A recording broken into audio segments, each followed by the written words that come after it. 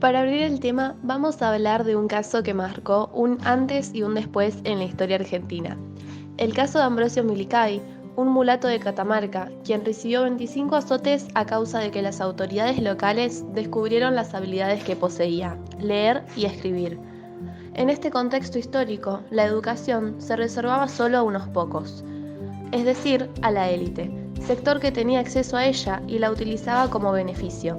El resto de la sociedad no era digno de recibir prácticas educativas, por lo tanto, se educaban solo unos pocos y sobraban un montón. Entre el siglo XVIII y el siglo XX, las luchas sociales incluyen la democratización educativa entre sus objetivos. La construcción del sistema educativo toma como objetivo garantizar que no volvieran a ocurrir casos como el de Milicay. Algunas de las acciones tomadas más representativas fueron la gratuidad y obligatoriedad escolar, la formación docente y la responsabilidad del Estado. También se instala la concepción del hombre como portador de derechos, y la constitución de la teoría política liberal busca comenzar a definir a las sociedades con términos tales como soberanía popular, contrato social, delegación, división de poderes y ciudadanía. Con esta nueva concepción instaurada, empieza a considerarse que todos los hombres nacen libres e iguales. El súbdito del antiguo régimen pasa a ser reconocido como ciudadano, individuo portador de derechos y deberes. Todo este fenómeno remite a la Declaración de Derechos del Hombre y del Ciudadano establecida en la Revolución Francesa. Durante la Revolución, los derechos se proclaman como imprescriptibles y naturales, como por ejemplo la libertad, la propiedad, la seguridad y la resistencia a la opresión. Por su parte, la sociedad y el Estado deben reconocerlos sin ninguna restricción. A fines del siglo XX aparecen los derechos difusos, denominados así porque sus sujetos beneficiarios no son claramente identificables. Entre ellos podemos encontrar tanto bienes comunes como el agua, el aire y la tierra, y derechos colectivos, como por ejemplo la cultura propia, la autodeterminación de pueblos y la paz. En un marco educativo, estas nuevas atribuciones se vinculan al derecho, a la educación multicultural, a la enseñanza en lengua nativa y a la educación ambiental, todas ellas plasmadas en la Ley de Educación Nacional número 26.206, quien les da garantía legal máxima. De esta manera, podemos evidenciar cómo va cambiando la concepción de la educación a lo largo del tiempo, y pasa de ser un permiso individual a una red de garantías, facultades sociales y colectivas. Durante el siglo XIX y el siglo XX surgen los primeros derechos individuales y con ellos la nueva generación de derechos, los sociales, los cuales podemos ver plasmados en el siguiente gráfico. Entre ellos encontramos el derecho a la libertad de asociación, el sistema de salud, la vivienda, el salario digno y las condiciones de trabajo dignas. Todos ellos plasmados mayoritariamente en el artículo 14 bis y en las leyes derivadas de la Constitución Nacional. Por su parte, la sociedad y el Estado deben ser garantes efectivos de su ejercicio, es decir, no solo protegerlos, sino reconocerlos, ampararlos y velar por su cumplimiento. Gracias a las tres características aseguradas que tenían los argentinos, la población podía compartir una misma visión de futuro y progreso. A lo largo del siglo XX, la Argentina era una sociedad rica, garantizaba a casi toda su población derechos básicos y un futuro mejor a pesar de mantener una fuerte desigualdad social. La educación a partir del comienzo de la dictadura militar. La dictadura produjo un desmantelamiento del proyecto pedagógico hegemónico mediante tres operaciones: el desarme del andamiaje del Estado docente, reducir básicamente la responsabilidad del Estado y achicar el gasto público.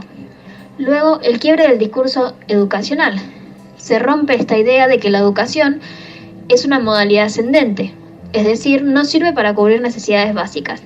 Y por último, prácticas de terrorismo de Estado, a la cual se le caracterizaba el lema «divide y reinarás», es decir, reconocer al enemigo y poner a uno contra los otros. Con el comienzo de la dictadura militar se puso fin al proceso de ampliación de los derechos humanos y se inició una nueva situación de despojo.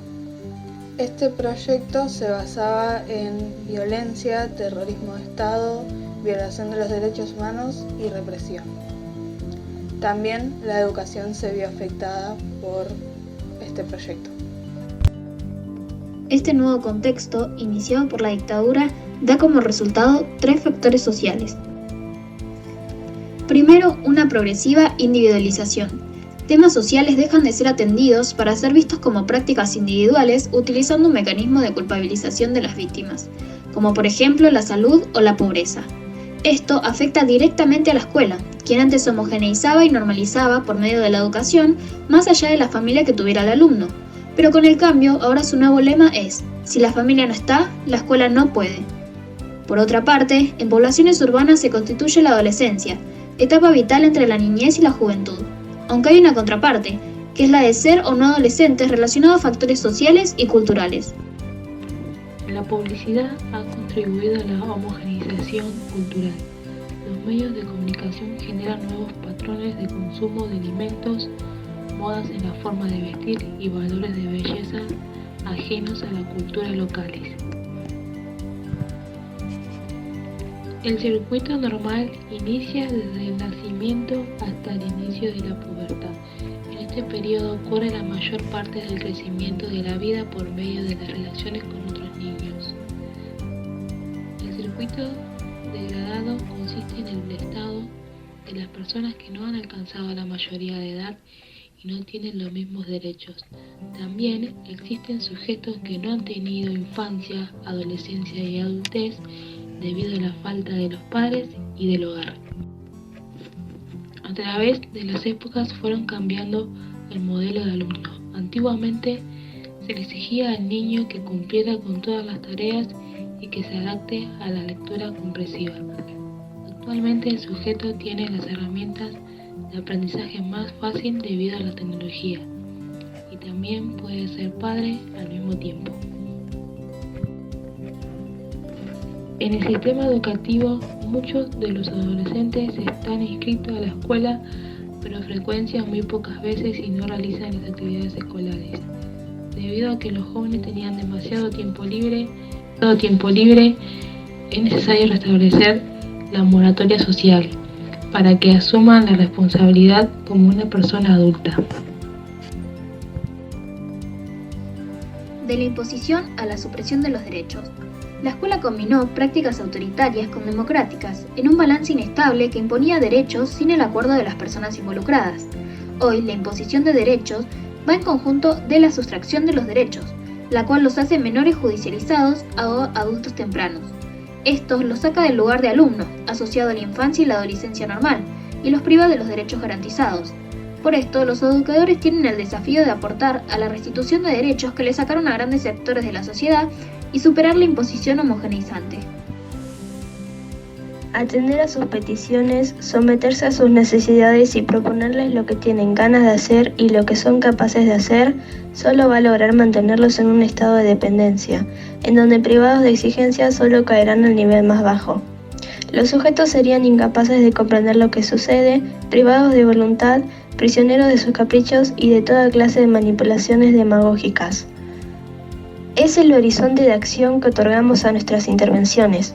Las operaciones pequeñas se limitan al plano enunciativo y utilizan las condiciones de partida como el marco al que se deben adaptar las propuestas, lo que reduce sus capacidades.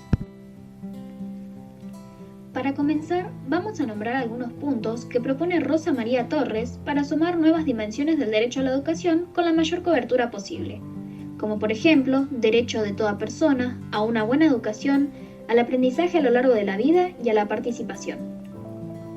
Aunque hay otras propuestas de poco tamaño que produjeron la pedagogía de la pobreza, la cual es un obstáculo para generar sociedades más justas. En ellas se establecen propuestas pedagógicas de acuerdo a las características del alumno pobre, pero en oposición a esto se propone recuperar la igualdad con otras que podremos ver en la diapositiva. Confianza, amparo y cuidado son términos educadores a tratar en conjunto. Según Semanovich, los humanos no nacemos listos para ocuparnos de nosotros mismos, por lo que precisamos de alguien más. Por otro lado, el desamparo es un obstáculo, a veces de abandono o maltrato, que perjudica el ejercicio pleno de los derechos.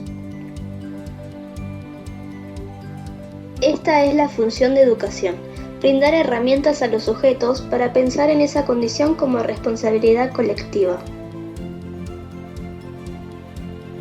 Ahora, en cuanto a los adolescentes, el derecho de amparo se trata desde sus ensayos de subjetividades, estos juegos y exploraciones personales que a veces tienen como respuesta actos represivos que buscan frenar el cumplimiento de un destino prefijado del que no pueden escapar.